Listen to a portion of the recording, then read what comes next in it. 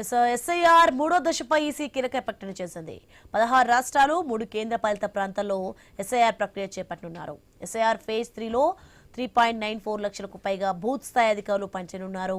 ఏపీలో జూలై 21 నుంచి సెప్టెంబర్ 18 వరకు ముసాయిదా ఓటర్ల జాబితాను సిద్ధం చేయనున్నారు. సెప్టెంబర్ 20న తుది ఓటర్ జాబితా ప్రకటన చేసే అవకాశం ఉంది. ఇక తెలంగాణలో జూలై 30 నుంచి సెప్టెంబర్ 28 వరకు ముసాయిదా ఓటర్ల జాబితాను సిద్ధం చేయనున్నారు. తెలంగాణలో అక్టోబర్ 1న తుది ఓటర్ జాబితా ప్రకటన చేయనున్నట్లు తెలుస్తోంది.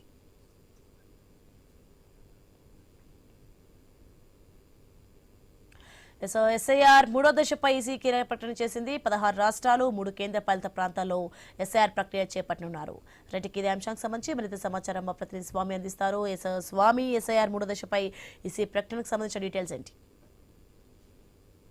తెలుగు రాష్ట్రాల్లో దేశవ్యాప్తంగా కూడా ఇప్పటికీ 60 కోట్ల మందికి పైగా ఓటర్లకు సంబంధించిన ఎస్ఐఆర్ సవరణ చేసినటువంటి కేంద్ర ఎలక్షన్ కమిషన్ ఇప్పుడు తెలుగు రాష్ట్రాల విషయంలో కూడా ఎస్ఐఆర్ కు మూడో దశకు సంసిద్ధమైంది. దీనికి సంబంధించినటువంటి విషయంలో ఆయా రాష్ట్రాల అధికార యంత్రాంగాన్ని అంతా కూడా ఇప్పటికే అలర్ట్ చేశారు.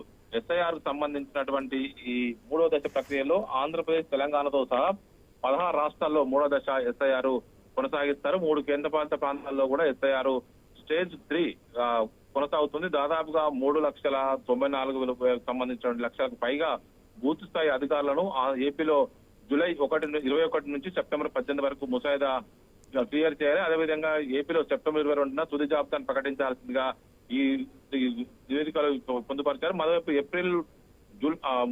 జూలై 31 నుంచి సెప్టెంబర్ 28 వరకు కూడా తెలంగాణలో ముసాయిదా ఓటర్ల జాబితాను కంప్లీట్ చేసి అక్టోబర్ 1వ తేదీన ఓటర్ల జాబితాను ప్రకటించాలని చెప్పేసి కూడా ఇప్పటికే దీనికి సంబంధించినటువంటి అధికారికంగా ఉత్తర్వులు వచ్చాయి. ఎస్ఐఆర్ పైన స్పెషల్ ఇంటెన్సివ్ ఏదైతే ఓటర్ల జాబితా సవరణకు సంబంధించినటువంటి విషయంలో దేశవ్యాప్తంగా అనేక రాష్ట్రాల్లో కంప్లీట్ చేశారు. ఇటీవల కాలంలో ఇటు వెస్ట్ బెంగాల్లో 94 లక్షల ఓటర్లు తొలగించారు. ఇటు తమిళనాడులో 54 లక్షల ఓటర్లు తొలగించారు.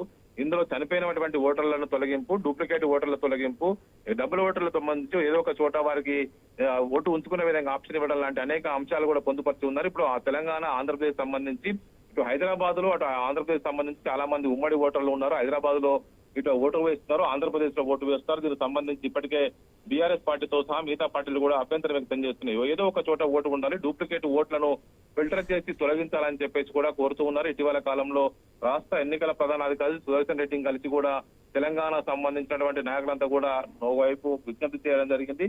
ఇక్కడ తప్పుడు ఓట్లకు సంబంధించిన విషయాలు తొలగించండి కానీ నిజమైన ఓటర్ల ఓటు హక్కును తొలగించకుండా చూడాలని చెప్పేసి కూడా ఒకవైపు కోరుతూ ఉన్నారు.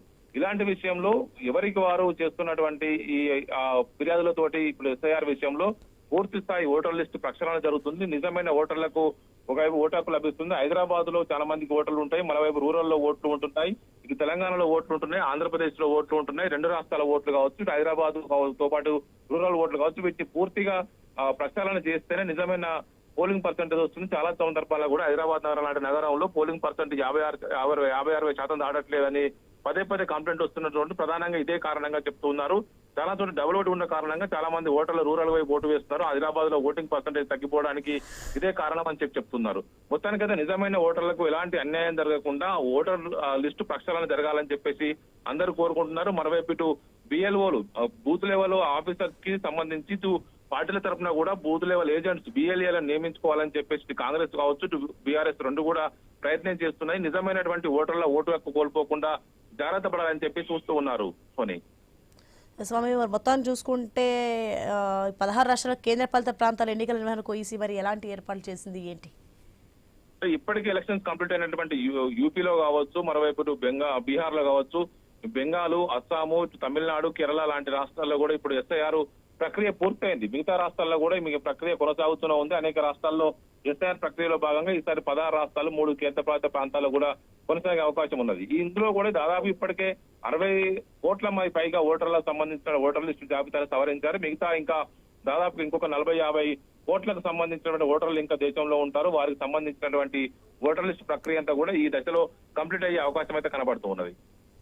మరి ఎస్ఆర్ ఫేజ్ 3లో 3.94 లక్షలకు పైగా బూత్ స్థాయి అధికారులను అంటే ఎందుకు నియమించారు, ఏంటి అసలు?